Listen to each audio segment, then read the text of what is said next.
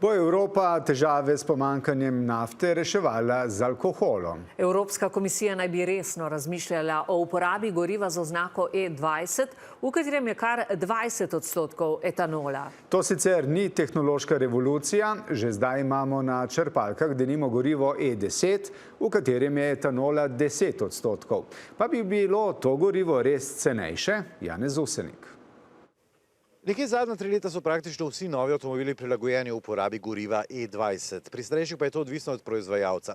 In to lahko preverite kar na pokrovu rezervoarja. Tale, na primer, bi lahko imel s takšnim gorivom manjše težave. Denimo, da ne bi hotel žgati, če bi bilo zunaj zelo hladno ali pa bi motor delal nekoliko glasneje. Etanol naj bi Evropejcem pomagal do cenejšega bencina. Na to opozarjajo strokovnjaki, je bolj občutek kot resnica. Večina bioetanola ni toliko obdavčena ali pa sploh ni obdavčena in mogoče za tega izpade cenejša. Druga zadeva je, pri samih surovinah velikokrat so že subvencionirane. In tudi čeprav je liter takega goriva cenejši, da tudi manj energije. Imeli bi večjo porabo goriva in na koncu je cena zelo podobna. A globalno največja past etanola je, da je pridelava goriva iz poljščin neposredna konkurenca pridelavi hrane.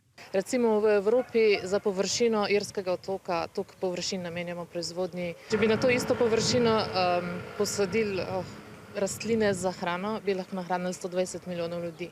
Evropa se tega zaveda in v veljavi so omejitve, kakšen odstotek kmetijskih površin je lahko namenjen pridelavi goriv. Je pa poudarek predvsem na to, da bi se tako izkoriščalo predvsem drugo generacijo bioetanola, ki bi se proizvajala iz bioloških odpadkov. Vendar je njihov potencial zelo nizek. V bistvu bi potrebovali 2 do 9-krat več teh biogoriv, kot jih v bistvu bi lahko proizvedeli. Ni to neko čudežna palica. Jaz sem sam zagovornik elektrike.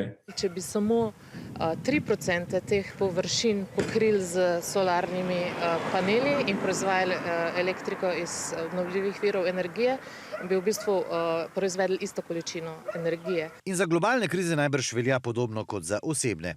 Alkohol na koncu ni rešitev.